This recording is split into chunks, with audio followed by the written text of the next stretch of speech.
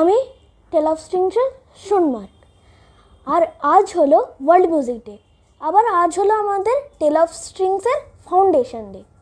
আজকে আমরা আমাদের প্রিয় শিল্পীর কথা বলবো আর গানে গানে তাকে শ্রদ্ধা জানাবো।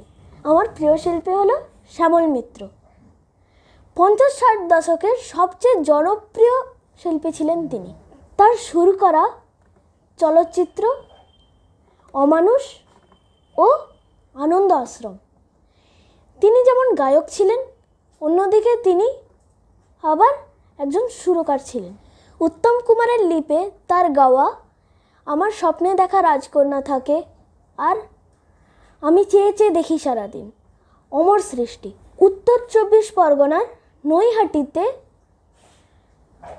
1929 সালের 14ই জানুয়ারি তিনি জন্মেছিলেন আর 1987 15ই নভেম্বর তিনি ইহলোক ত্যাগ করেন।